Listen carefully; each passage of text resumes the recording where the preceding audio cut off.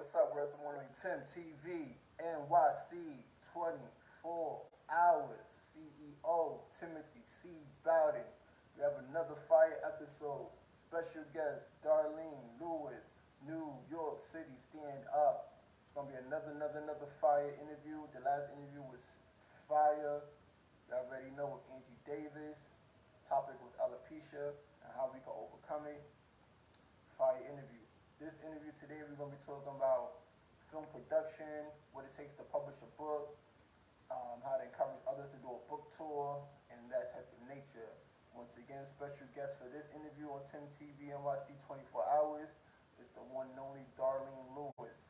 In the meanwhile, everybody's getting ready. Tune in. It's going to be a great interview. I'm about to send Darlene Lewis the invite right now so she could get onto the screen.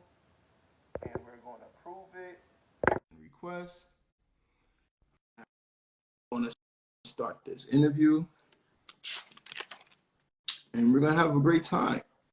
And once again, thank you all for tuning into TimTVNYC24hrs. And we're going to have a great interview. And it's going to be a great one. And meanwhile, everybody tune in. We're going to have some good times, some good laughs, some good communication. And, you know, like we always do. I'm trying to join. I see you. God, this is ridiculous. Hey. I see you. That's all that matters. We here. Yes. But see, I can't be seen. This is not the setup I wanted. I wanted to be, you know, with my light and everything. I see you right now. You just popped up right now. Hey, Tim, finally, right? How you doing, Mrs. Darlene? It's such an honor, Darlene Lewis. Always encouraging people. It's an honor. You know what's so funny? Yeah. God, my head is huge. Can you see me? Yes. Okay. What's really funny is that you are the nephew to my producer mentor,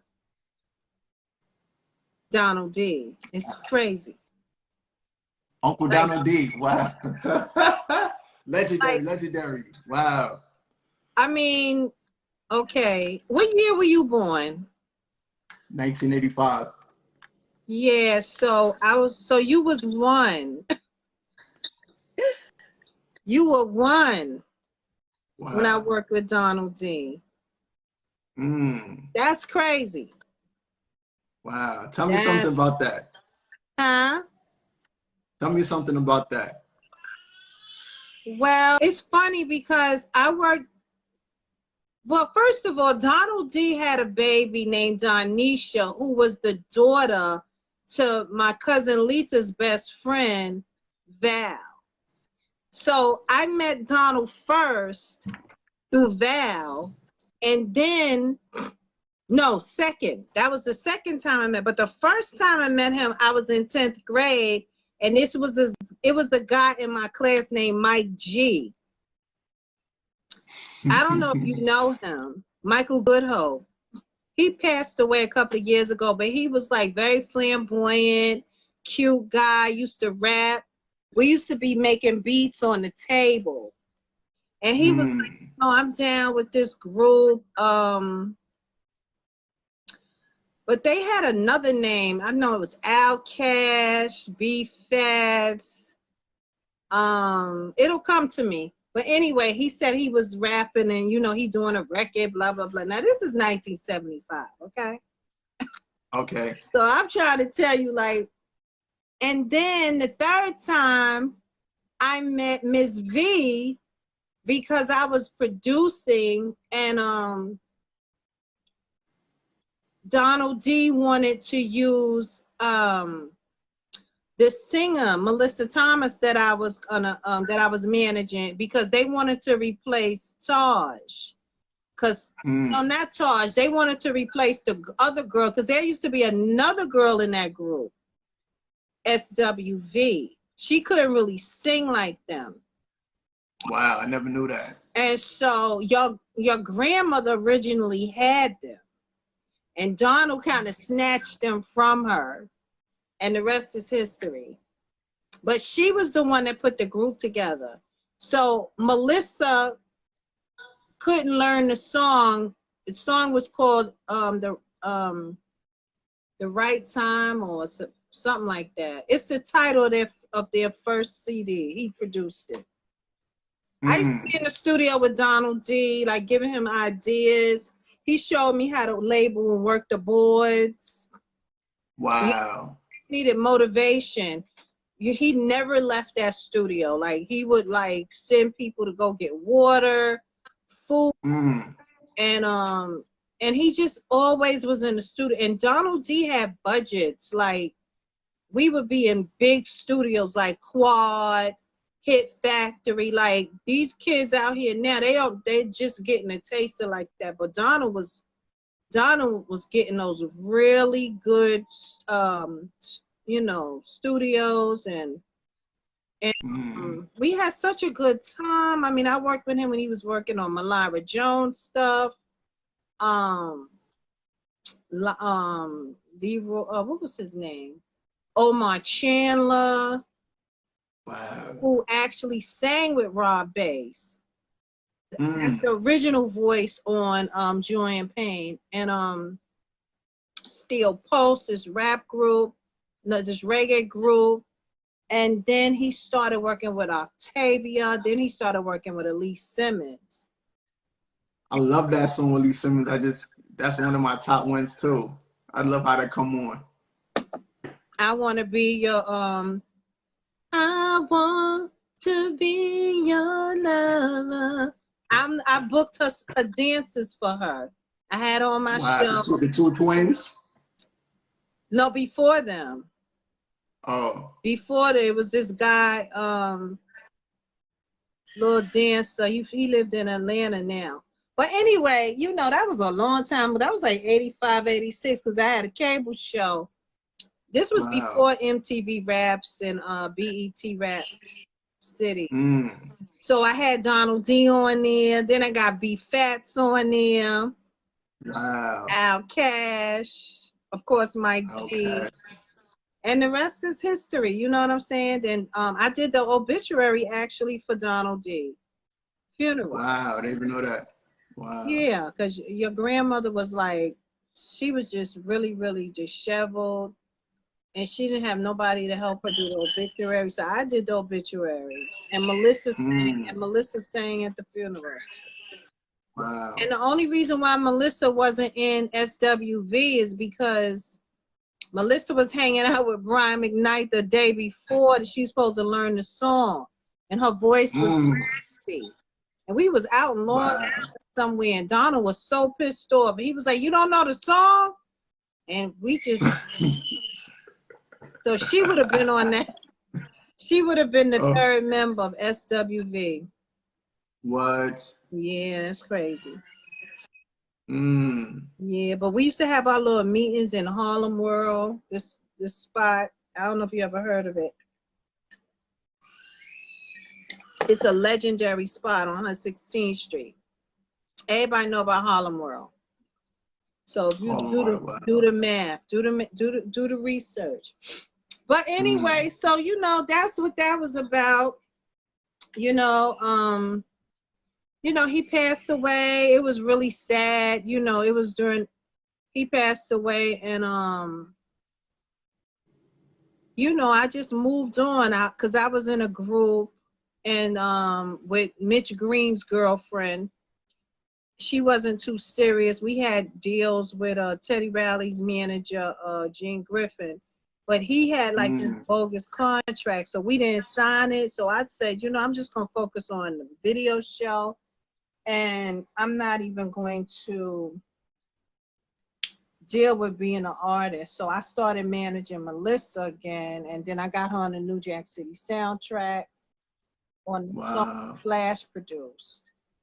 And I got her to, you know, she was singing background with a lot of people, Full Force, Dr. Ice, but she didn't want to sign a deal. I had an offer for a girl group. She didn't want to sing with them. So she just wound up going on, moving on with And she wound up being the youngest singer with this doo-wop group called the Crystals. You know, they're a 50s group. They do all type of shows. So she wound up going in and out the country anyway and traveling with a doo-wop group.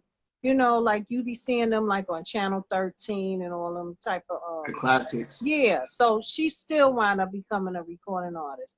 But she's an incredible singer. She still look good. You know, I discovered her at my job. She was 18. She has an 8-octave range. She was singing German, Italian. She plays the piano. And so she's out now. She when she's not singing with the Crystals, she's selling real estate in Austin, Texas. So she making money. But she's traveled the world more than any recording artist that's out. You know? But if you listen to the New Jack City soundtrack, you heard of it from the movie New Jack City? I got it. I got the New Jack City movie poster on my wall in my house in the Bronx. So when I get back to the house, I'm gonna take a picture and you can tell me the thing, because it folds out. The song is called Lyrics to the Rhythm. Lyrics to the Rhythm, okay. And Grandmaster Flash produced the song. And it's a rapper on there named Essence. And Melissa's singing the hook. You're absolutely right. Can Grandmaster Flash used to mix with Donald D's beats or something? Well, Grandmaster Flash is part of the Furious Five. They're in the Hall of Fame right now. Melly Mel, Grandmaster Flash. You gotta do the research on your history. Because these are legends. These are legends. Right. You know, but I had to take him to court because he had took her voice. Can you hear me? Yes, I hear you very clear. You know, this music industry is real crazy. So when I got into the music industry, it was basically on a business level, because Don C used to say, everybody gets raped in the music industry. You just got to learn how to deal with the pain. So, you know, I came into the music industry on a business level because I had to take my friend Grandmaster Flash through the union, because he had took Melissa's voice and put her on the New Jack City soundtrack without our permission and without paying her. And my friend Reggie Reg, who was one of the 3 managers of Mary J. Blige at the time, he was trying to do his own thing. It was Kurt Woodley, Charlie Davis, and Reggie Johnson. So I had Reggie working with me with Melissa, trying to get her a deal or whatever. My mother was dying from cancer, so I wasn't really focused. You know, I was running back and forth to the hospital with her. And so I let Melissa, you know, tag along. And then they had her sing, you know, but she didn't know they was recording. Oh, I see that part. And what happened was her sister is a fire, like the first firewoman of Syracuse. And she was at Syracuse University and heard the radio show play a song. And it was Lyrics to the Rhythm. And she called Melissa and she said, you know, there's this girl that's singing on this record called Lyrics to the Rhythm on the New Jack City soundtrack. She sounds just like you. So we went to Tower Records. That's when it was record stores. This was like 1990. And we saw the album Lyrics to the Rhythm, but we didn't see her name on the credit. So we asked the store people, can we play it? And because we said, well, she's the one on here singing. So we lied and said she was Essence so that he would play it. And she sang the whole hook. And we was hurt. We was like, that's it. So what I did was, I remember Donald D saying, you got, if whenever there's a recording, there's a budget for singers. If you're not in the union, you know, you can't get paid. So I joined Astra. We called them and told them what happened. And then I went to Giant Records and I was like, I'm her lawyer. I lied. Period. I was her manager, but I felt so bad because I you know, I wasn't paying attention. I didn't know Reggie was so naive, you know.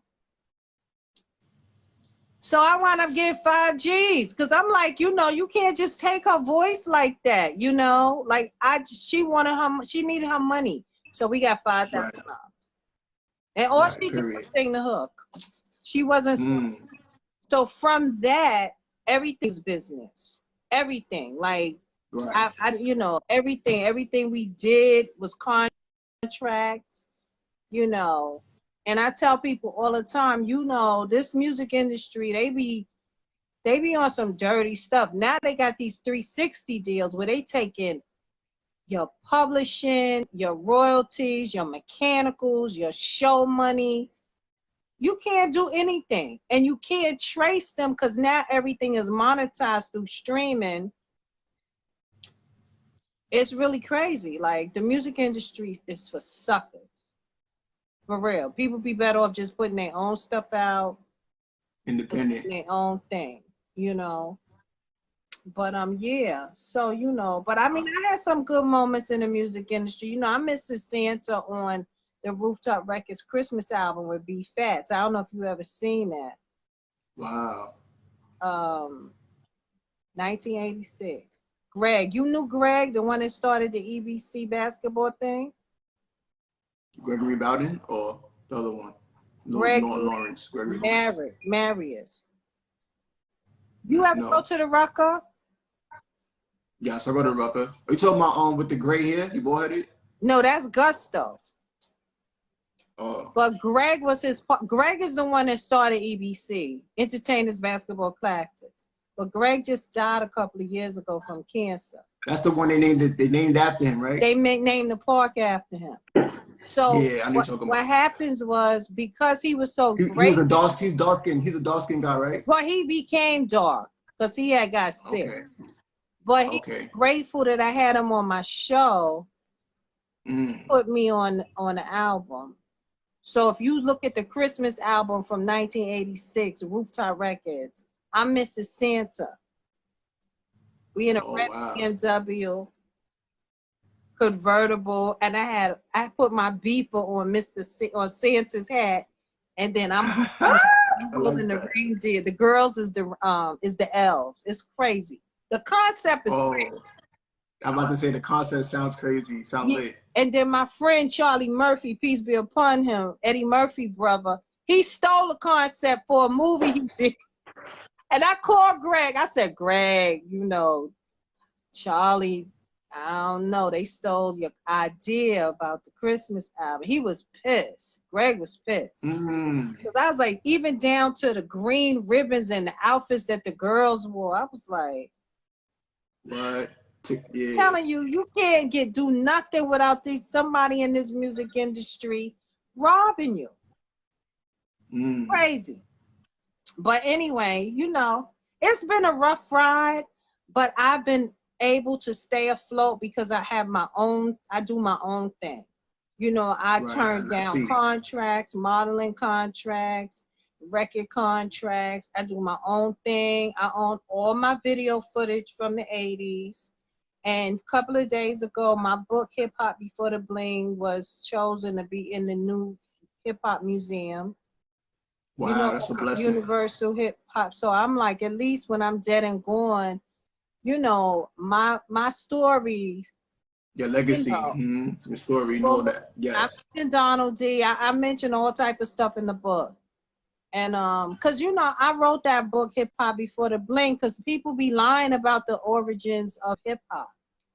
Making it seem like hip hop started like in the 90s. And I'm like, no, these people were my friends. Like, they're like 50 and 60 years old, the pioneers, you know? And a lot of them are poor. A lot of them are broke. A lot of them wound up doing drugs. A lot of them got robbed in the music industry because they was young and they didn't really know the business. So, but anyway, that's then. But you know, now I got some things going on. It's an honor. Thank you for breaking the ice. Huh? I said, it's an honor. Thank you for breaking the ice and letting the people that's watching know the beginnings, you know? Yeah, you know, because somebody got to tell the truth. Right. You know, Right. they talk about the Bronx. Yeah, I was in the Bronx back and forth. But Harlem had, you know, some really great pioneers, like your family. You know, your grandmother is legendary. And you know, I always give people their flowers when they're alive. So, you know, I wound up working with your grandmother, like with DL2. Well, first they was called the Meows, Lindsay and Diamond. I really Wow. believed in them. And I have footage of them performing on my TV show. Very talented. I was very disappointed when they broke up. Oh, okay. Oh my God, they were incredible. Incredible. And I was like, I don't know, you know. Battery is low. I got them in a movie. I don't know. I just don't know. You know, I think that if they would have had like management, are you there? Yeah, let me turn this Okay. light off. I'm listening. If they would have had like a booking agent, they would have been out of here. You know, I think Diamond is still trying to rap, but I just feel like she was so talented, man. Like she was 16, she was incredible. But once you know, Miss V decided not to like push them in a commercial way, I said, you know what, this was my last attempt at dealing with artists. So I just walked away from everything. Like I was managing a singer that we was writing for Miss Jones, and Dougie, she was Dougie Fresh's artist / girlfriend. And once I got away from that music industry, because I seen how people was trying to claim shit, and somebody sampled something of mine and gave it to the Lost Boys, had to take them to like, it's been crazy. This music industry is crazy. So I'm known for being a lyricist and also a video person. But to be honest, I really never really wanted to be in front of the camera. It just happened like that.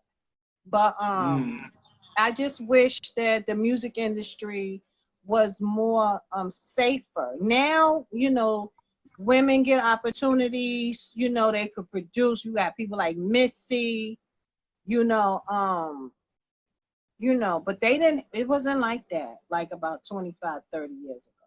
Like it was really a man's world. Like you really had to like lay up with people. A lot of these girls that you see out here, they went to bed with these guys, you know, like a lot of these guys, they bent over. That's how this music industry is. Like it's ruled by gay Jewish men. I'm telling you. And if you ain't doing what they say, you ain't getting no play. And that's the truth. And nobody talks about it. But see, I'm not afraid to speak up because, you know, I did my dues. You know what I'm saying? But this music industry is not good. And now with the new stuff that's out, I'm just very like unimpressed. Like I'm not impressed with none of this music no more. Like it's very vile. It's very disgusting. Like people can't really sing. They're singing. Everybody sounds the same. Everybody rapping about the same thing. Everybody want to sound like a country rapper. All this killing, shooting up, hoeing, like that's not hip hop. So I'm like, this ain't real music. I just want real music to come back. But I guess those days are gone. This is what it is. You know what I'm saying? But these people not gonna be around. That we like very few people that's out right now will be considered classics in 25, 30 years. By the time you my age, you're going to be looking back saying, wow, I remember when. You're going to remember me telling you this. The music that's out today is not going to be around forever. I'm telling you. Because it's vile. It's disgusting. Everything is about drugs. And I'm telling you, hip-hop, even though hip-hop was talking about getting out the hood and all of that, but it was never about killing nobody, shooting somebody, that drill music. Like, it wasn't all about the gangs, you know. It's just messed up right now. It's like no love. Like, everybody mad. Very well said. That's very Huh? well said about that. I said very well said. How you look at it too. I don't know. But you an artist too, right? Yes, I'm an independent artist. What type of stuff you do? Hip hop or you singing? I do everything. I do reggae. I do hip hop. You know, a little bit of production here and there, and I make anthem songs, and I come up with my own budget, and I just knock down doors and do what I could do. You know, that's how I'm known in my own way. Of probably see me at Power 105, 107, or probably see my footages of doing things of that nature. But why? What do But you do at? What do you do at the huh? radio stations? What I mean, like as an independent artist would do. You say who you are, what song you just accomplished, and how you could get it streamed and that type of nature. I never got too far of saying I wanted a record label because, like you said, I have an insight for those type of things. I always wanted to be independent and see what that journey is, and it got me this far, which I'm very happy because I didn't have to kiss ass or anything like that. I always was my own writer. I knew what units I wanted to attract. I knew that I'm my own competition of the music I was making, and the music I was making nobody was making, so that's how I got to where I was at. People wasn't making anthems. People was making more like what they call that, like, you know, those gimmick songs and stuff of that nature. But I ain't knocking nobody else. Everybody got their own, Yeah. you know, but to each his own, you know, you just gotta know where you fit in. You know what I'm saying? Exactly. Your time will come. Right. So my first song that got played a lot was called Throw Your Hands Up. That was fire. And then I got like 12 mixtapes to like all crazy stuff. So thank God I just had my days, my times, you know what I'm saying? I did a couple of songs in front of my grandmother, performed in front of her. And that was one of my main encouragements. She used to come to my father's church. At the church, I said, Grandma, I got another song. She's like, let me hear it, baby. I said, okay. We pull up in her van. That's back when she used to have the CDs. Put it in CD, let it play. So now, Grandma, skip that one. Next one. All right, she listened to it. Said, all right, this one is cool. This one right here. This one's called Throw Your Hands Up. She listened to it. She vibe out. She gave her opinion. You could turn it up more. You could fix this, fix that. I said, okay, Grandma. And I just, the following days in the week, whatever encouragement she gave me on that Sunday, I took heed to it and really stepped it up, you know? Her ear was incredible. Right. Very true. Very true. You know. She always kept, they said, keep it real.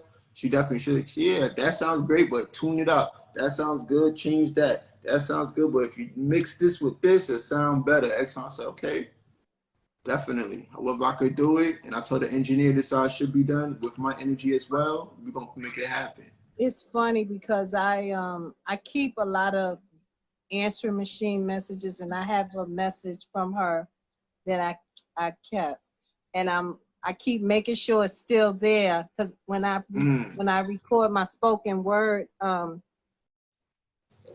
well, I guess I'm still calling this CD. But when I record my spoken word CD, because, you know, something is telling me, God is like telling me, like, you got to try one more time to finish your mission. And I said, I'm going to put her voice on there, you know, her calling me. Yeah. That's deep. Deep. So I said, because I still have her voice. Like, I have a thing where I keep people's voices because you never know. You know what I'm saying? You don't know how long you're gonna have with people. Your grandmother lived a long time though, but yeah, definitely. I'm happy for her legacy too. She helped a lot of people, you know, and I just feel like people don't appreciate female producers. Like, she was a real musician, you know. I went to her house on a summery day, surprised her, and I said, Grandma, I'm gonna do a documentary right now in your house. She said, Okay, baby. I said, all right, grandma. I said, so first thing I gotta do is just gotta,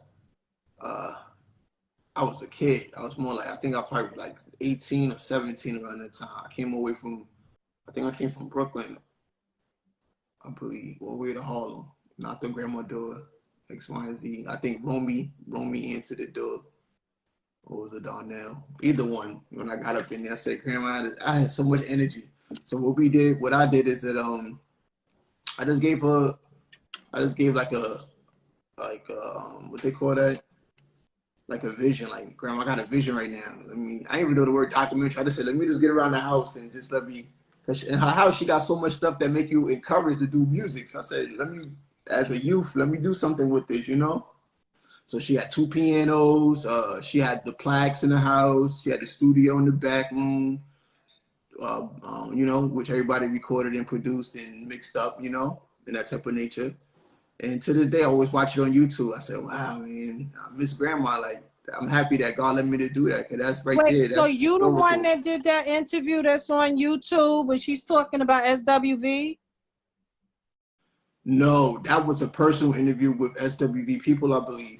That was like years ago, right? Is that Oh the yeah, one? because I was gonna say you was young if you did that. No, I didn't do that one. Mm-mm. So the one you did with your grandmother's is still on YouTube? Yeah, I could send it to you Yeah, personally. It's inside of and it's on Facebook too. Yeah, definitely. I'll send it to you, definitely. I would love to see that. Yeah, yeah. Yeah. I love that lady, man. She She did too definitely opened much. up doors to show love. Great cook and all that too. Oh She loved to God, cook. you think she could cook? Mm-hmm. And she took Peach care of cobbler. Oof. so many Yeah, soul people. food. Mm. She took care of so many people. Oh my God. Yes, and always had an open door, open heart. You know, Hmm. Yeah. always open doors and open hearts. Yep. Yep. And she loved God. Yes, very true. So what? Long live Mrs. V and her So legacy. you won't find another one like her. Wow. That breed is long gone. Like that's the end of an era. Mm. You know, like she was in a group herself. Like she's like a legend. Wow. And the lady that I had with me at her funeral is a Broadway playwright, but they wrote songs together. Like before Mm. you and I I didn't were know. born. Wow. So, Before our time. yeah, so and I got you about 30 years, I think. Okay. I just turned 36. So around Wow. there, right. I'm 36 years older than you. No, I'm 26 years older than you. Okay. That's crazy. Right. Let's And say our time catching. 30 Yeah. years ago is when I worked with Donald D. So Mm. you was just being born. Right. Crazy. Literally. And now look at you interviewing me. That's Wow. crazy. It's a blessing. Yeah. Blessings. We got so much in common, you know? Yeah, but so So Weedy, I feel like I'm interviewing you. So let me ask you a few questions for the fans as well as watching us. So first of all, for those that's watching us, what's your name? What's my name? Yeah, for those that's watching us. Darlene Lewis. Lewis. For those that's watching us, what is your hometown? My hometown is New York City and Virginia. Virginia. Wow. How was your high school days in Martin Luther King High School? How was it? Yes. I was a terror. They called me Lobo, which means wolf in Espanol.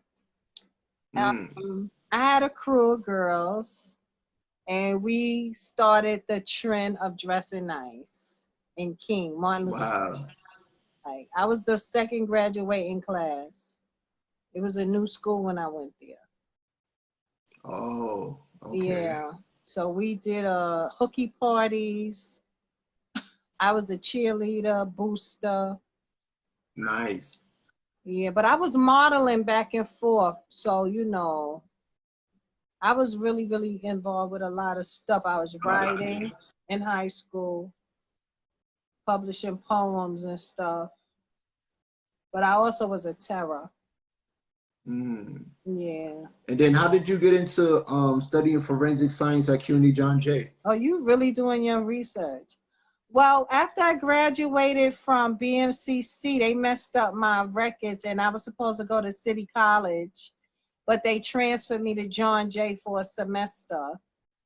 So those classes was all that was there: forensic science, sociology, anthropology, and so I did that for one semester until they was able to transfer me to City College, where I majored in film. Wow, that's a blessing. And it also states from my question is that when you studied business management and techniques at Borough Manhattan Community College, at that prior time, was you more into film? Did you have the heart to do books and film at the same time when you was in Film, it, or like I was after? doing film before I went to college. Okay. Like I said, I started doing video shows in 1985. And we built a TV studio at BMCC. You know, we had like a video crew called the ENG, Electronic News Gathering Club. But I also was the poetry editor of the student government newspaper. So I always was involved with some type of media, where there was writing. But business management, I always like business because my family always liked business, and that's the way I was raised, to be a business person. So that was like my backup, you know. Period. Even though I was artistic, but business, finance, that's really my strong point. Okay. I have so many questions. Okay, so let's get into it. What was your first book published? The first book I did was called A Kiss Is Not a Contract, which are short stories that I wrote. I don't even know when it was published because when I first did it, I printed them out and was selling them on 125th Street with my twins, when my twins were like 4 years old. So I guess it would be like 96. Yeah, I have 8 books out. Yes. And how did you become the founder of your other book, the Literary Ladies book? The Literary Ladies book tour. That's a tour I created to help authors promote their books and to get their books in a bookstore, because when I was trying to do self-publishing, nobody helped me. Wow. So I said, it's not right that authors are out here and nobody's helping them, and I never wanted to sign a publishing deal. I never really wanted to go with a major. I always wanted to do my own thing. So that's why I did the Literary Ladies book tour, and I have a lot of authors down with me.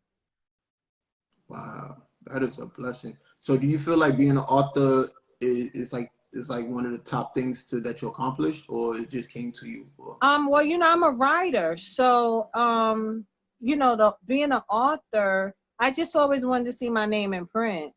Or like when I used to watch movies, I used to always wait for the credits to see who the writer was.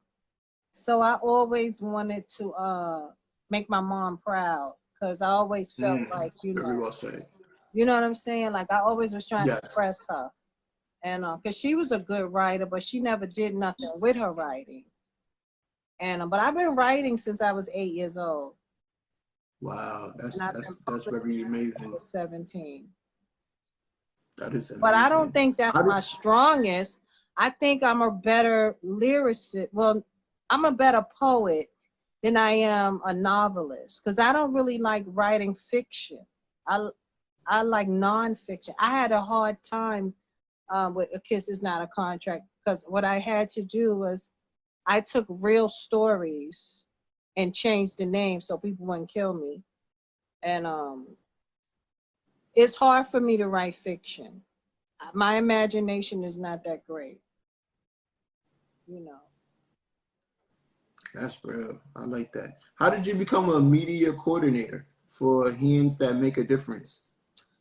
Hands That Make a Difference is a 501c3 nonprofit organization that my cousin Lisa, like I told you before, Lisa is the best friends when they was little of Val. Lisa used to go with D. Ferg. I don't know if you know who D. Ferg is. He's the father of ASAP Ferg. ASAP Rocky Ferg, right. Yeah. But not ASAP Rocky Ferg, what's the other one? ASAP Ferg. Okay. That his father is D. Ferg, who was a designer. And so it was Lisa. Lisa is my cousin. She's, you know, we've been doing business since we was little kids. Like, we always worked together, me, her, and then God bless the dead Tony Ray, who played in Fame. His mother was Jean Ray, and Jean Ray and my aunt Dolores were close. You know, they were bad girls. Wow. And so Lisa and I always were working together since we was kids. We've always, like, did things, and she always liked working with youth. She's a basketball player. Like, she was playing basketball before there was a WNBA. And so I'm not just a media coordinator with them. I started out doing like grant research, and then I started working on anti-violence initiatives because I noticed that kids were like wilding. And so I'm a ranger, you know, with the Parks Department. And because I made a lot of arrests, and most of the kids, you know, that I've been able to like mentor, right. you know, they have violent tendencies. So I brought something called Save Our Seeds to Hands That Make a Difference. She liked it. She said, okay, well, you know, I said, I want to work with 16 to 24-year-olds, teach them job readiness, financial literacy, and we're going to do anti-violence public service announcements. And so she gave me a space. So I have a space on Tuesdays and Thursdays. She has the after school program with the kids from age 5 to 14, and I have the 15 to 24-year-olds. So she's uptown, I'm on 127. 2 days a week. And we give them a stipend, you know, as an incentive for them to come. And we teach them financial literacy, you know, job readiness. I have a different mentors zooming in, and they're learning how to make their own perfume and body cream so they could become independent, you know, aromatherapy and perfumes, you know, they learning how to do that. Then I take them to the garden, and they learning about, they grow their own vegetables. You know, we have a garden up here where I live. So we have them put their hand, because that's what saved me, because I was a wild child.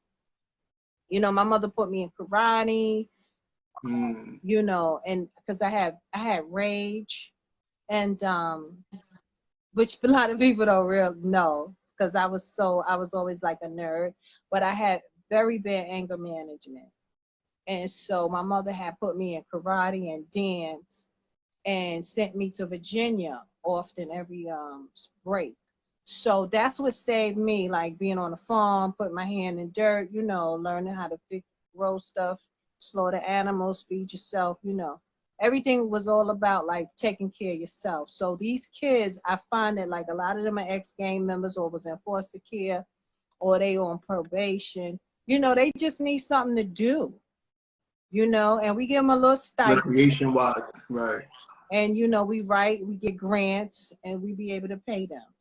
Just a little bit, then we refer them to different places for help, teen, you know, it's just a lot. Like a lot of them really are messed up out here. A lot of these kids' parents really screwed them up, you know, so. God bless the youth worldwide. How did you get into the Celebrity Showcase television on air as a personality producer? I created that show in 2004 after I decided to get out of the music industry again. Because like I said, music industry keep calling me back.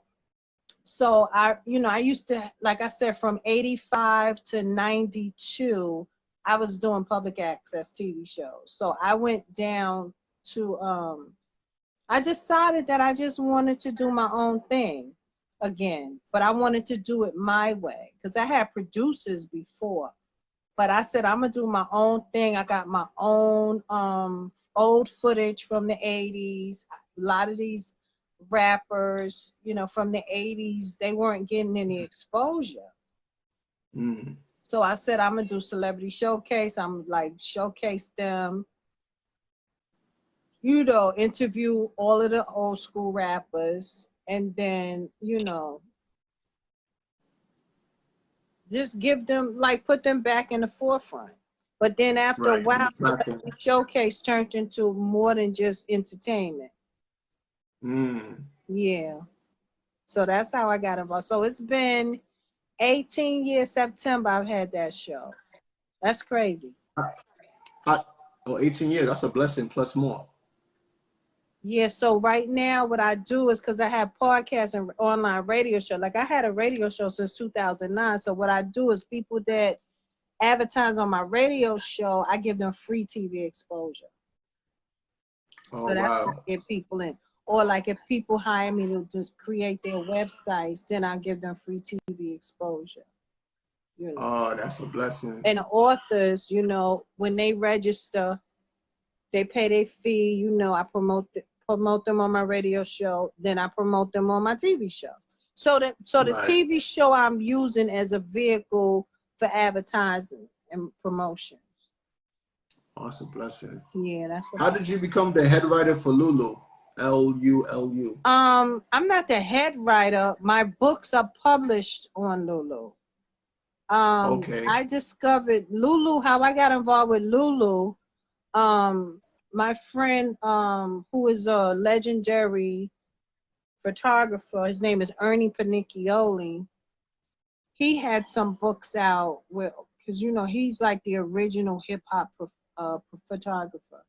He had some Wow. books out, and he was like, you know, you write, you know, you should take, you know, your experience and try to write some books or write a book. Mm. But I didn't listen to him. And then one day my cousin was like, you know, you should write a book because you be knowing too much.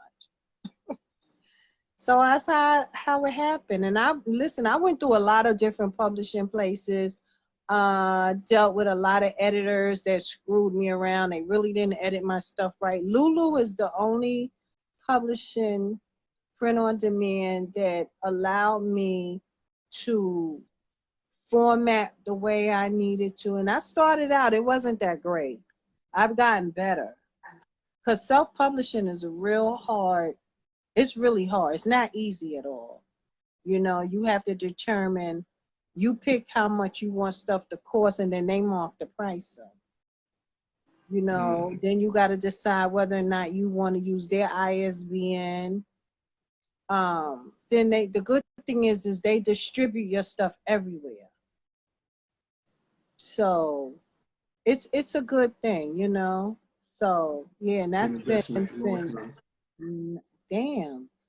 since 2003. I've been with them. Wow, that's a blessing. Yeah, I've been writing. Now I have like 7 authors that I've helped get on them. Ooh, that's a blessing. Yeah. I know they appreciate all the love that you open doors for them. Yeah, because 2 or 3 of them shouted me out in their book, and I was like, oh wow, I didn't even know they was gonna do that. I was like, but I understand, you know, I understand, because like my friend is Terry Woods, who wrote the book True to the Game, like, and she didn't want to put my stuff out. She was like, no, I don't want to mess our friendship up. Wow. And I'm glad I didn't sign with her, because she wound up getting robbed and robbing her. But that's what happened, you know, but it's for so much. I'd rather own my own stuff. Right, period.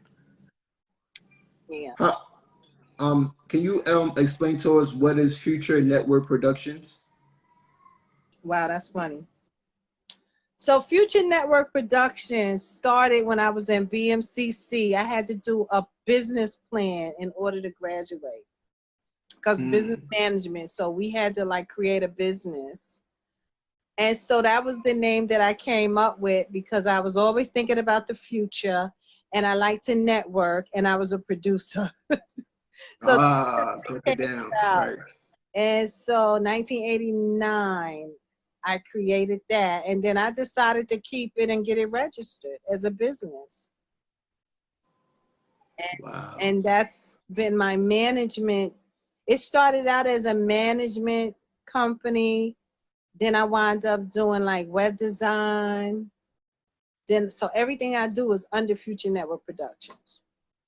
Wow. Yeah, That is a blessing. that's the actual business. I have a new business now called the Pretty Girl Collection LLC. But do you feel like you can manage artists in this type of day if they change their ways? I'm never gonna manage an artist again. I'll refer them to like lawyers or managers and get like maybe a PC like points, you know, or for something. But I would never, like, I have a producer. I think I sent you his website. I designed his website, and he's very incredible. But artists are very, very ungrateful, and I lost a lot of money managing artists. And I focused on me because I think I was the most talented one. I think I wanted it more than they did. A lot of artists don't want to put in the work. Oh. You know, and I work hard. Like, I work when people sleep. You know, so I think like I was always told like artists who look for management is like those who really believe in themselves, or more like they got a hit, or is it more like they just need vision? I like working with people that are independent, because when they're not independent, they want you to do everything. And I don't have the patience. Like, my thing is, if you hungry, you will work for it. Like, nothing's gonna come to you. And people have it a little messed up. Like, they think you're gonna get instant gratification. You know, like, people don't care about like long like LPs anymore. Like, record companies just want one record, and they ride that for like 8-9 months, and then it's not like it used to be where you had to have 16 songs, 15 songs. You know, it's not the same. You know, and people don't put. I'm not really impressed with any of the music that's out. Like, there's one or two artists that I've been checking out, like Perry Jones, Orange Juice Jones' daughter. I've been like putting her involved with stuff. She could really sing. But I'm really not impressed with the music industry. That's why I'm working on a spoken word CD, because I was like, I gotta put my poems out. So I'm focused on me. You know?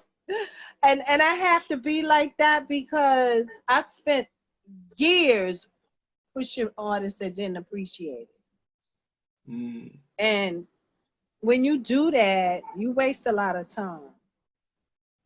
You know, but I love music. Like, I will always love music. And a lot of my friends are legends of R&B and hip hop. And so, you know, I can easily like call certain people and be like, can I sample some of your stuff? You know, like, I already got blessings from certain people, you know what I'm saying, where I could sample their stuff. And like, it's crazy because a lot of times I'm friends with people I didn't even know they created certain songs. Like, I know Ron Lawrence, who did he was a bad boy, like one of the hitmen. He did the entire song for Biggie. He did Faith Evans' song, I Never Knew Love Like This. I don't know if you know about Bad Boy Entertainment. The original Bad Boy Entertainment Records? Yeah. Right.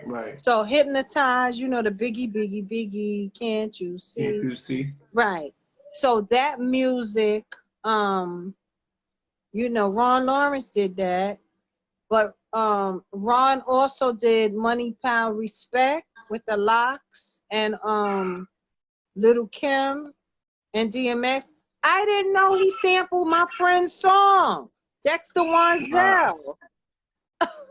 So I'm like, hold up.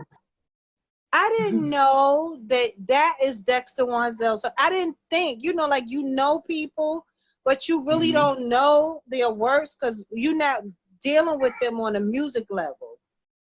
Wow. Crazy.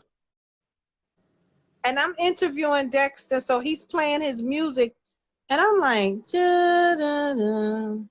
Da, da, da, da. And I'm like, Hold up. power respect. I'm like, come on, Ron.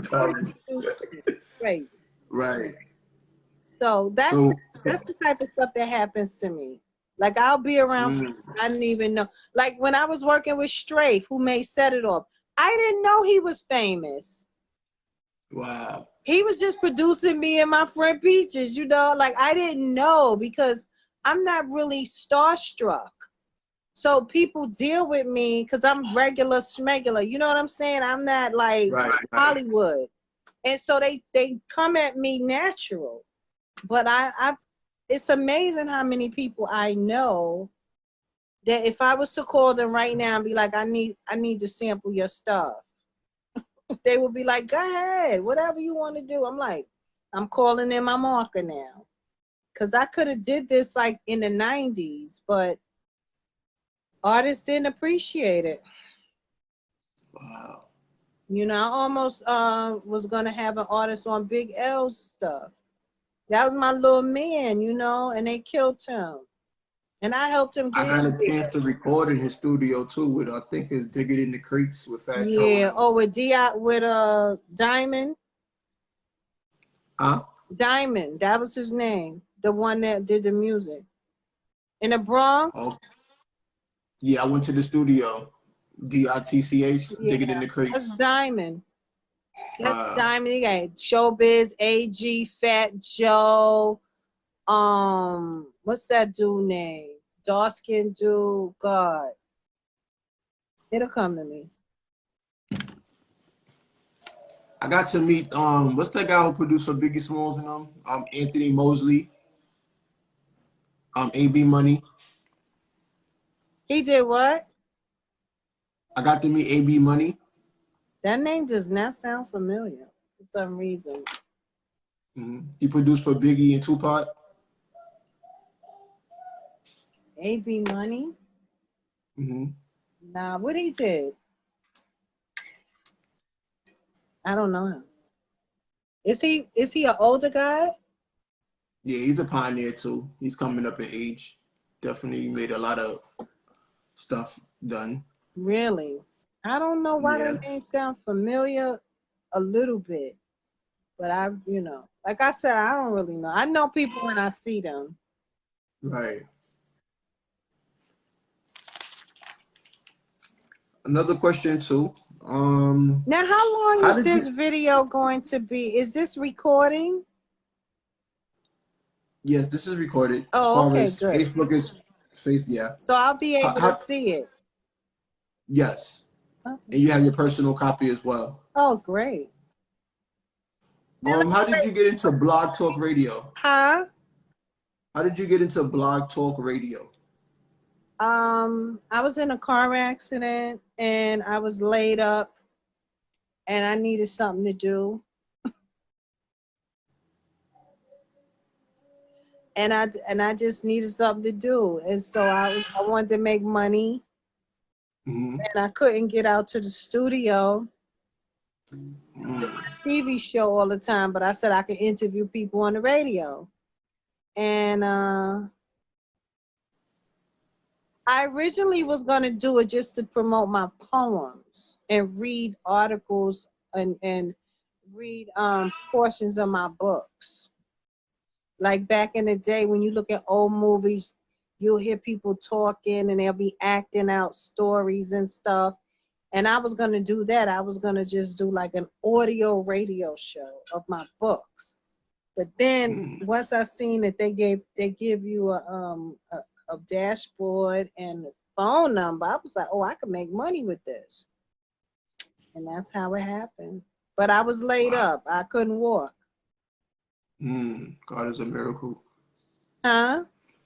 I said God is amazing. Miracles. That's how I wound up creating the app that I have. I had a heart condition, laying up in the hospital, needed something to like walking back and forth, and I heard them saying, oh, how do you get here? How do you get there? And I was like, oh, I need to create an app for these tourists. Like I said, things just happen like that. Like I don't be really planning nothing. Something Right. just spark something in my brain, and then I'll just do it. Do it. Can you enlighten us about Harlem Stoop Talk? About who? Can you enlighten us about Harlem Stoop Talk? Harlem Stoop Talk. That's produced under Celebrity Showcase TV. Basically, I talk to legends in Harlem about, you know, whatever they into. You know, Wow. I created a streaming service similar to Netflix, and so I let people purchase that Harlem Stoop Revenues. Talk on there. Right. Wow, that's a blessing. You way ahead of the game. That's what people look forward to. Well, you know, Monique was begging Netflix for money, and I was like, why do we as black people always think that we gotta go to these fucking Jews to get stuff done? Like, we could do our Make your own thing. Right. We just gotta have faith, and we gotta work together. Patience. Right. That's it. Just gotta do the work. Nobody wants to put in the work. And I'm like, how can I do this with no money? And you got all the money and you can't do it. Big question mark. People lazy. But you know, I can't really fault too many people because I have a head start. You know, I had access to video at a very young age. Right. I had access to music at a very young age. So I'm hands-on. You know, I started out with typewriters and then computers. So I'm like a geek. So stuff just comes natural to me. You know, people my age, a lot of them are not savvy at all. Technically, you know, savvy, like, because they're the age, right? You know, and I'm considered a senior citizen when you think about it. But you're still on point. I feel you. You know, so right. So this is my company, the Pretty Girl Collection. Major salute to the Pretty Girl Collection, CEO Darlene Lewis, New York City stand up. Yes, press on nails, pretty impressed, press on nails, because these Asians is trying to get all the money, and I'm like, listen, y'all don't need to spend all that money with them. Y'all can order nails. I got stuff that look just as pretty. Right, get that different currency. You know, and we gotta support each other. We gotta start doing our own things. You know, business is what it is. You know, I'm a business person, and right. Appreciate your time too. You know, so yeah. So now you know all my business. I'm so highly appreciative. You know, because like this is priceless. You know what I'm saying? You're like you are a pioneer. You are a boss lady. You are someone that knows what they wanted to do ahead of time. You know. You're the second person today that called me a pioneer. I feel old now. But you know, everyone, your work speaks high for you. So everything starts from a beginning, middle, and end. So your beginning is fire. And where you at right now, you can put that together. It really makes sense because you're still here in the land of living. You still got a whole lot of stuff that's under your name, things that you had your foot in, get wet, you know, and you know what it was, what it's not meant for you. You could tell what's right and what's wrong, you know. And you don't sugarcoat nothing. That's what people look for, you know what I'm saying? So that's the best thing about you too, you know. You keep it on point, you know. You're someone that say, yo, this is the right direction, go that way. More than someone that say, take the elevator, escalator, and the second stairs to the right. Something, you know. You get a discipline. Period. Discipline. It's all about discipline, you know. It's discipline. You got to be disciplined. Wow. You know, and focus. That's it. And you can't let nobody mess with your self-esteem. You know, if people that add into your worth, then they are a liability. That's it, point blank. Like, I don't waste time because I've almost died so many times. So I'm like, you know, when you you know, like I tell everybody, when I wake up and I'm like, oh God, I got more stuff left. I'm like, what else can I do? You know, because God is keeping me here for a reason. You know what I'm saying? Because I have looked at death several times. Right. You know, and I had got the chance to meet Gerald Keefe, the original G Money. oh yeah, somebody introduced me to him online. He's from New Jack City. Yes, I got to meet him too. And I also got to do his showcase at the Cutting Room in the city. It was very great. Really? Yes, got to perform in front of a few legendary people as well too. And I was happy that you said that New Jack City. I said, yeah, I did meet someone from New Jack City one time in my life. Well, he says the original. He's the original G Money that they're talking about, but the original G Money in New Jack City was murdered. Right. So on the roof, yeah.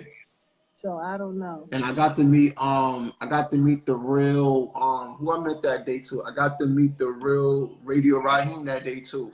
Tall black guy. That's crazy. That's crazy. I took a picture with him too. I remember that day like it was yesterday. That's crazy. I said, wow. He said, you know who I am? I said, no. He told me. I said, what? I said, wow. He got the white hair, nice white fitted. It was an all white event. I said, wow, God is amazing, man. Thank you for that encouragement too.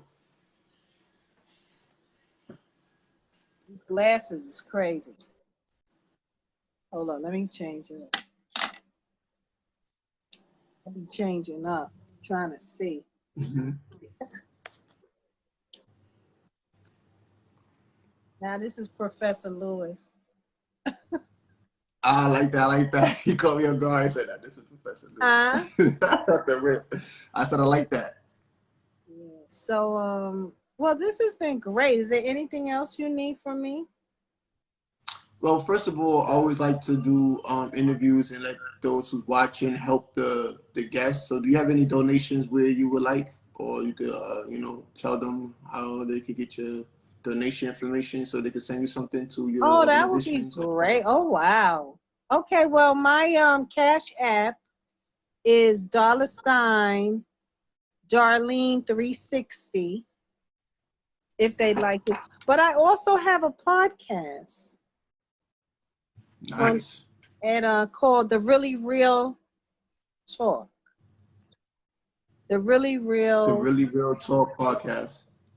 On Anchor.fm. Actually, it's on 9 different platforms, but Anchor.fm/The Really Real Talk. And real is REEL. And I put like exclusive. Matter of fact, I got an interview of your uncle on there with B Fat. Wow. Shout out to B Fats and all his children. Super Peace, Grandma, we love you to life. Long live your legacy, Mrs. V. Shout out to my pops, Bishop. Shout out to everybody in rightful places, man. This is a great interview with the legendary one and only CEO, Darlene Lewis. She has everything going for her. Support her nail company, support her book company, support whatever she got going on, support her podcast, tune in, become a new fan, become a new friend, whatever she's looking for. Help her, support, encourage one another, each one teach one. This interview was fire. I got people putting likes in. Okay, you got people watching. Salute. Also too, once I configure this, I'm gonna turn this into an audio and also send that to you as well. So we have. And I could put it on the podcast. Definitely, and it was very clear as well. I just sent you the I don't know if you can see that, but that's the podcast right there. Anchor FM. I see it. The Really Real Talk. It's the Really Real Talk. Really Real Talk. I see that right there. And also put your the pink ladies right there for them so they can see and the pretty girl collection.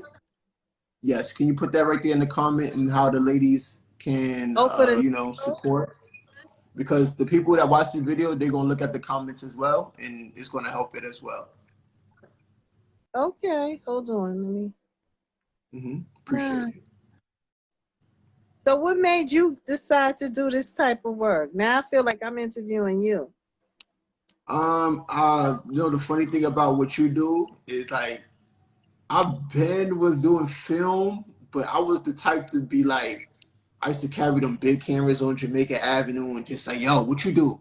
And they'd be like, I rap, I make books, or clothing designer, and I'm just the type to do it like off, like not making no appointments, and I just walk around with the camera, just put it on you, like what you do, and then I used to have so much footages at the end of the week, I just chop them up and say, yo, I got something to watch, something to promote, something to do. And then from there, people started trickling to me like, yo, bro, I love what you did. I love what you did to my friend's stuff. I'm like, yeah, that's what I do. And then from there, it got better and better.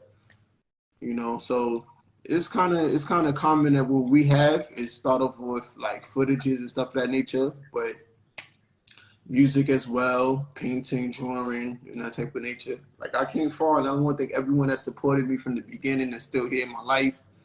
Shout out to everybody that opened up doors for me. Everybody that continue to open the doors for me, because you know life is what you make it, and you know we also we could do. You know, so once again, I want to shout out to everybody that tuned into this fire interview with the one and only Darlene Lewis. She has so much going on. Please support. Watch this interview 10 times. Share it so many times. You already know. Comment, all of that. And if y'all are wondering what show this is the TimTvyNYC 24-hour platform.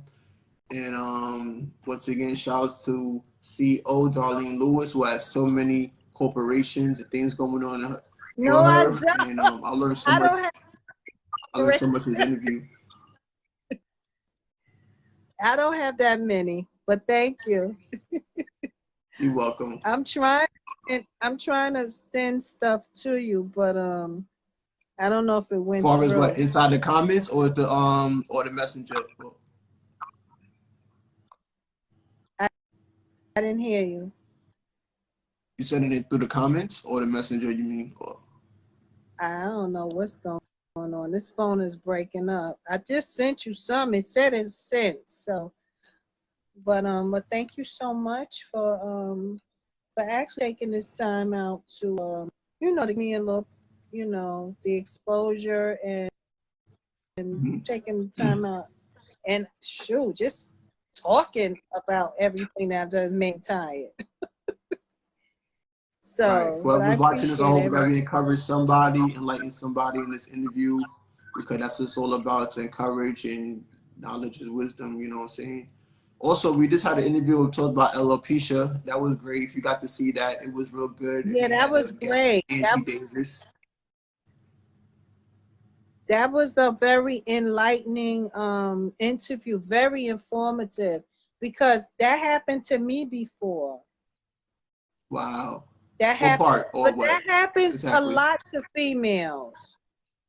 Yeah, that happens a lot to females, but then I started using like natural stuff, and I don't know whether you see me promoting Butter by Cable, but the same person that zooms in for the youth, she has like a whole natural products, and I've been promoting her stuff. I interviewed her too. I'll send you a link, cause and I've been using that stuff, whatever she used, and my edges came back. And then like we all like to do like the different looks with the hair and stuff. But I find that if you use like eggs as an adhesive, it's better than that glue. And that glue is taking people's hair out. The braids is too tight. It's pulling your edges out. And just some people just have male pattern baldness because it's hereditary, lack of testosterone, stress could do that. But that was a very informative interview. And like I said on your thing, I was going to do that years ago, shave my head, but my scalp is bright. Because, this is like a whole nother color from going to DR every year.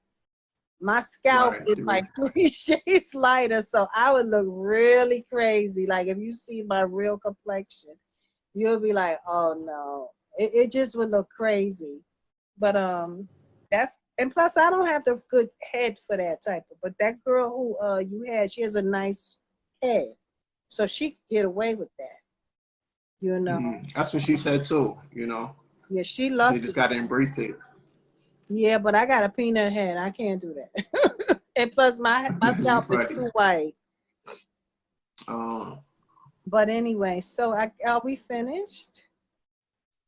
Is there any other far as the any other events you have going on before the summer's over that you would like to encourage anybody to come to or anything of that nature? You know, we just did the Literary Ladies book tour at Sisters Bookstore, and then I'm doing I was invited to do an ordination, you know, an apostle that I grew up with. She is she's about to have another pastor ordained in Georgia, and so they invited my books for me to come down there to the ordination so that I can promote my books. So I'll be in Georgia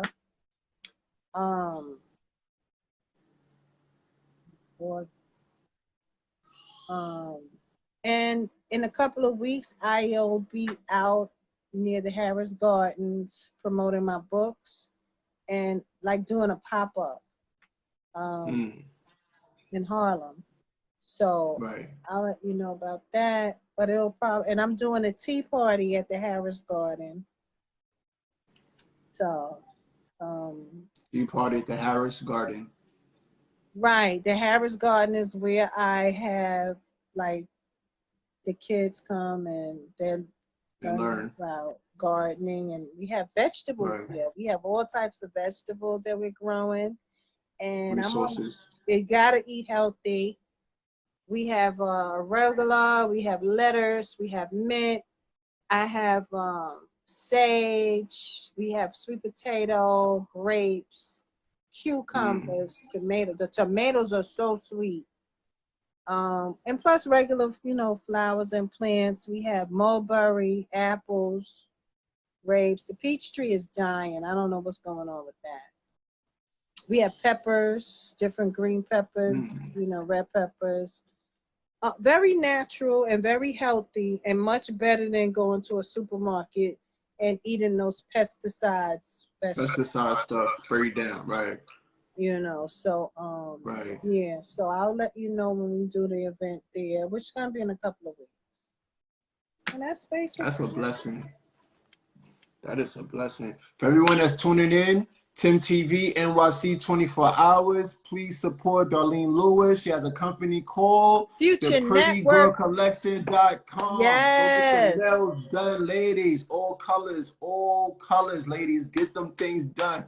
Hit Darlene Lewis up. www.theprettygirlcollection.com. Once again, www.theprettygirlcollection.com. Get them accessories, get them things nice.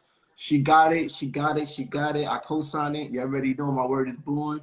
You already know. And once again, all donations, hit her up, inbox her, support her journey, support her.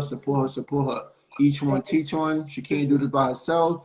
All donations, hit her up. Real talk. If y'all trying to give any donations towards Tim TV, NYC 24 hours, $BOWDENTIMTHY. $Bowden Timothy.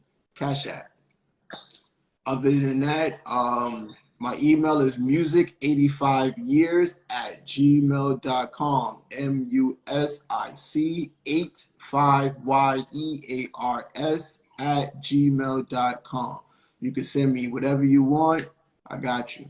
If you're trying to send me any MP3s for music that want me to play, I got you. You already know, y'all. It's the one and only Tim TV, NYC 24 hours, CEO Timothy C. Bowden, with the one and only CEO Darlene Lewis. Please support her. She got a phenomenal No Corporation. Fire is called the what? The Pretty Girl Collection, and you can find that at www.theprettygirlcollection.com. Go check that out. I co-sign that. Let her get what she got to get. You heard? Real talk, hold her down, support her. You already know, Let me man. ask you Never something. stop showing love. Let me ask you something. What borough do you reside in? I lived in all boroughs. Oh No, my I mean God. right So I now. be like New York City, but right now I got a crib in the Bronx. Okay, you ever thought about putting your lives on BronxNet?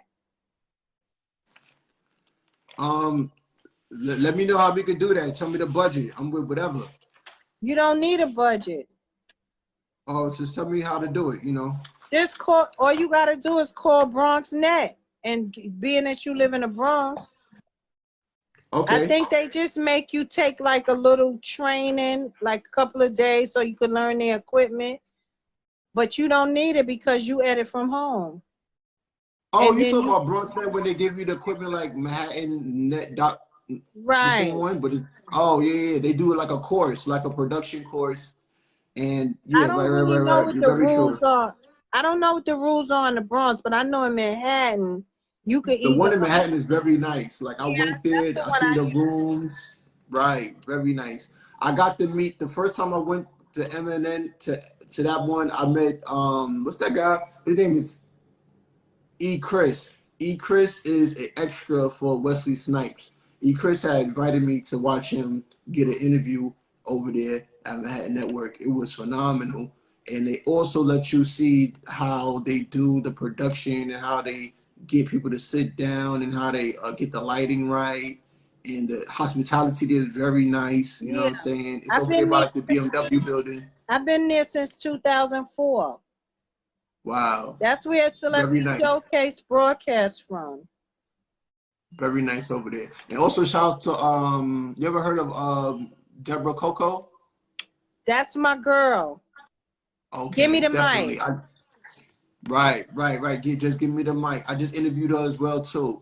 So we all in the loop, always showing love to each other however we She can, you know? started out as my friend Ralph's intern. She was interning, learning how to do stuff. My friend Ralph McDaniels from Video Music Bar. Musical. Woo, So legendary. yeah. She's You acting. also She's acting. She's in one of the guys who did my film fest in February has a movie out, and she's in that.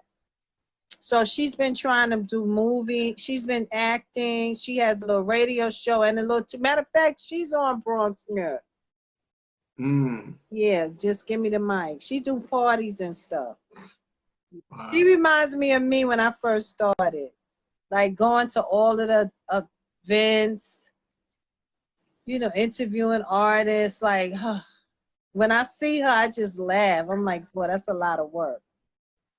You know, it just takes me back to how I used to be hitting them clubs and hitting the concerts. And what advice can you give these artists that's doing all these showcases? Is it worth it? Is it good? Is it like a lot of everything's people have their worth opinion it. about showcases? Anytime you Okay. do showcases is worth it because it gives you an opportunity to see how the regular crowd adapts to you, and it helps you get over stage fright.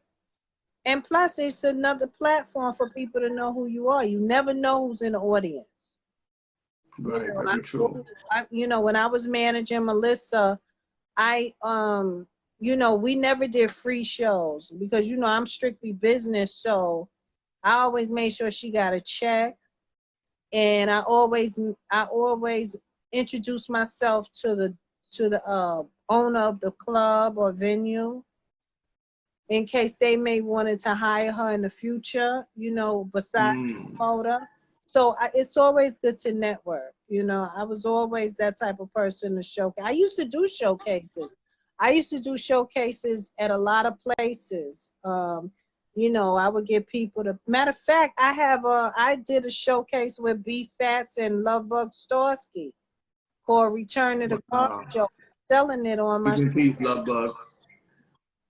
Yeah, the Return to the Gong Show. Me and B Fats hosting. I got the legend of hip hop as the judges, and Lovebug Starsky is the DJ.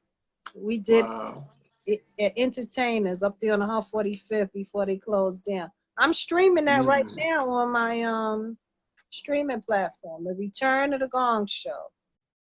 Yeah, send me whatever. I'd love to promote it and show love, you know, and yeah, I got this new generation be on the same page. I forgot to tell you, I also put out a documentary called Harlem Queen Pins. Innocent yet affiliated. Ah, that's fire. And I got, I don't know, like do you know Miss T? Do you know Miss T? Do I know Mrs. T? No, Miss T. Misty. Her name is Misty? No, Miss T. Miss T. No. Okay. Did you see any of the Queen Pins that came on, I think it was BET and on Netflix, where they interview all these girls that was arrested, that was involved with drugs? Anyway, she's on there. She wrote a book called Harlem Heroin.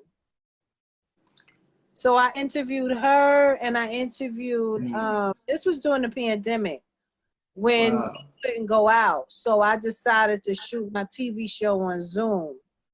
And I interviewed about 6 different women. Because you hear about the Harlem guys, but you never hear about the females in that was caught up in that life. Right, period.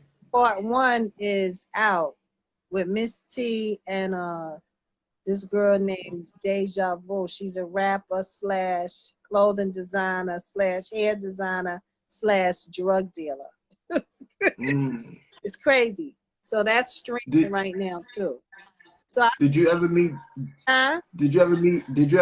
What's the guy from Harlem that's like an influencer, Dapper Dan? Or do you ever did anything with him? Or I have some footage of. I interviewed. I was at a event him and Lisa Price did at the Schaumburg. I got that on footage. I got that on video. Wow. Yeah, I know. Dapper Don's been around a long time. Coincidentally, my ex-singing partner's boyfriend was Mitch Green. So you know, Mike Tyson knocked him out. They were in Dapper Dan. At the time, world. Right. A lot of stuff happened when you was a little kid. A lot happened. I'm about to say a lot happened from 1985 to that. Those were good years. Yeah, classics. Right. Those are, you was born around some serious times. So, and for you to be around to see what transpired and to see and to be able to communicate with people that were making moves is a blessing. But anyway, right. It's been real. Thank you so much. It's an honor, Darlene Lewis. And for those, once again, that's tuning in, this is TimTVNYC 24 hours, CEO Timothy C. Bowden. Please support Darlene Lewis in her brand new The Pretty Girl Collection, which is found at www.theprettygirlcollection.com. Hold her down, real talk. Look in the comments, y'all. It's a lot of information in there. Have a blessed night. Happy Lady Mother's Day to all you queens. Happy Father's Day month to all you kings out there. Everyone have a blessed July 4th. If I don't see y'all, after that, have a wonderful Labor Day. Love you to life. Love you to life. Love you to life. Mrs.